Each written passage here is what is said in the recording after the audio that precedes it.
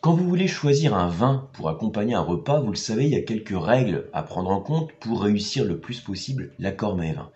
Parmi ces règles, il y en a une que je cite régulièrement, que je ne vais pas redévelopper ici, qui est la règle des intensités. Pour faire simple, c'est quand vous avez un mets léger, il faut l'accorder avec un vin qui est léger, et un mets qui est puissant, il faut avoir un vin puissant corsé en face. Ça paraît tout bête, mais c'est une règle classique, basique, et peut-être la plus essentielle de toutes.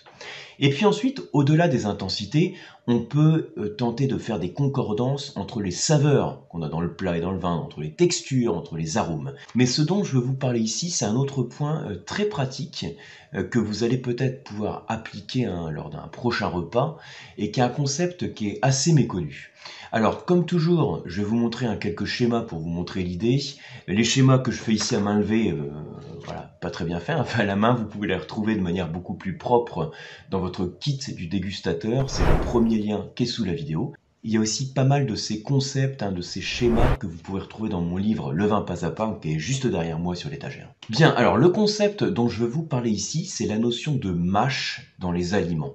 Qu'est-ce que c'est que la mâche? C'est le fait de mastiquer.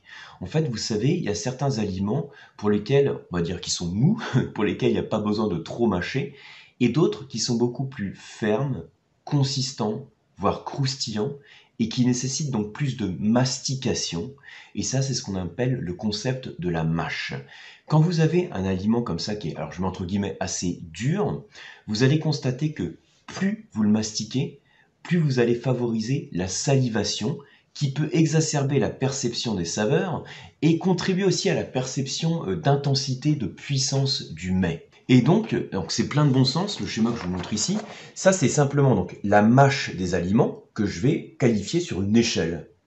On peut dire presque une échelle de mastication. Voilà, c'est un peu bizarre de dire d'échelle de mastication, mais bon, on est entre nous, on comprend l'idée. Donc l'échelle de mastication, soit la mâche est faible, soit elle est moyenne, soit forte, soit très forte. Elle est faible, par exemple, pour une crème, pour un tartare, pour lequel on n'a pas besoin de mâcher, enfin pas beaucoup en tout cas. Et ensuite, plus, si je reprends l'exemple du tartare, plus la cuisson va augmenter, donc en termes d'intensité, et plus on va favoriser la mâche. Si j'ai une cuisson lente à l'étouffer, je vais avoir une mâche qui va être plutôt moyenne. Et ensuite, plus on va griller la viande, et plus on va augmenter la mâche. Et on voit qu'en fonction de cette mâche, on va avoir une augmentation de la salivation. Vous voyez? Donc vous voyez l'idée. Alors, je précise quand même un truc très important. Là, la courbe que je vous montre ici, c'est donc pour un même aliment. Pour un même aliment, même type d'aliment, en augmentant la mâche, on augmente la salivation. Parce que je peux très bien avoir un aliment qui a une mâche faible et qui pourtant va créer une forte salivation. Je ne sais pas si vous pensez à certains aliments comme ça, pensez simplement à une sauce à base de citron, à un jus de citron. Vous mettez jus de citron sur la bouche, une crème, enfin sur la langue plutôt, une crème à base de citron. La mâche, par définition, est faible si je parle de crème, et pourtant l'acidité du citron va créer une forte salivation.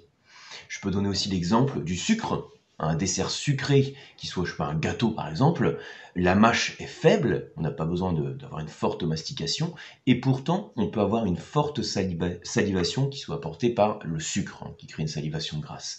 Ici je parle, pour un même type d'aliment, on a cette évolution quand on fait varier la mâche. Et donc la réflexion à se faire quand vous avez un plat, au-delà des intensités de texture, de saveur, d'arôme, dont on a pu parler à d'autres moments, c'est aussi de prendre en compte la mâche que vous avez dans le mets. Et on se rend compte que, pour faire des exemples simples, un steak grillé donc n'a pas la même mâche qu'un blanc de poulet, surtout s'il est cuit à la vapeur, et même que des légumes fondants vont pas avoir la même mâche que des légumes grillés, qui vont avoir un petit peu plus de croquant. Et on peut aussi avoir certains mets qui n'ont pas une mâche très importante, mais on va apporter des croûtons, par exemple, ou dans un petit biscuit, dans une mousse au chocolat, un truc un peu croustillant, pour augmenter la mâche. Et donc, à partir du moment où vous avez une certaine mâche dans un aliment, le but pour construire l'accord mets-vin, c'est d'avoir soit ce que je vous ai mis ici, deux cas possibles, soit on va faire en sorte d'atténuer la salivation, soit on va faire en sorte, alors quand je dis équilibrer la consistance, ça veut dire équilibrer le surplus d'intensité créé dans le mets, dans le plat.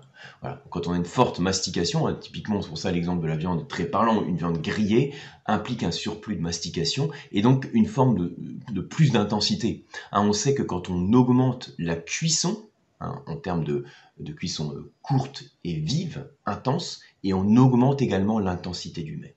Donc je reviens sur les deux objectifs que j'évoque.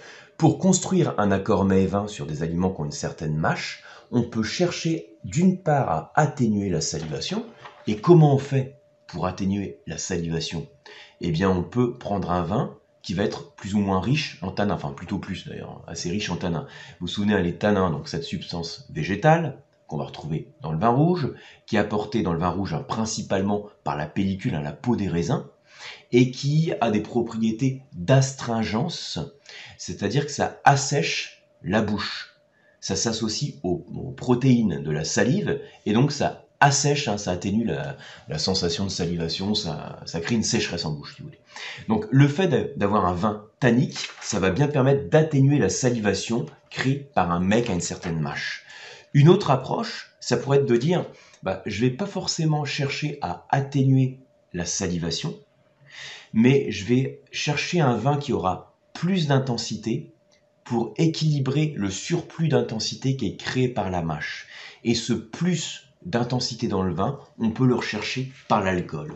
D'où les deux cas d'école que je vous propose ici. Atténuer la salivation peut se faire par les tanins. Équilibrer la consistance peut se faire par l'alcool qu'on va rechercher dans le vin. Donc, l'exemple facile et parlant, donc je reprends mon tartare qui a une faible consistance, donc on n'a pas besoin de beaucoup mastiquer, une faible mâche. Au contraire, cette même viande, je vais la servir ensuite dans une cuisson courte et intense, donc je pars sur des grillades, j'augmente la mâche. C'est d'autant plus important dans ce cas-là de partir sur un vin qui va avoir une belle structure tannique pour atténuer cette salivation. On a donc l'effet classique des tanins du vin qui vont atténuer la salivation qui a été créée en bouche. D'autre part, dans l'exemple de la viande, c'est aussi particulièrement intéressant le vin tannique. Pourquoi? Parce que les tanins ont la propriété de précipiter avec les protéines. Donc quand vous avez une viande rouge qui est riche en protéines et que vous prenez un vin tannique, les tanins du vin réagissent avec les protéines de la viande et on a aussi un vin qui va paraître plus souple. Donc là, on rentre dans un bel accord mets et vin. Mais une autre possibilité, c'est donc si on ne part pas sur un vin nécessairement tannique, c'est d'avoir un vin avec du corps apporté par l'alcool et on va donc avoir un équilibre des intensités. J'espère que ces quelques repères sur ce concept de la mâche vous parlent. N'hésitez pas à essayer de l'utiliser dans vos dégustations, puis lors d'un prochain repas, lors du choix d'un vin. N'hésitez pas comme toujours aussi à me faire part de vos commentaires sous la vidéo.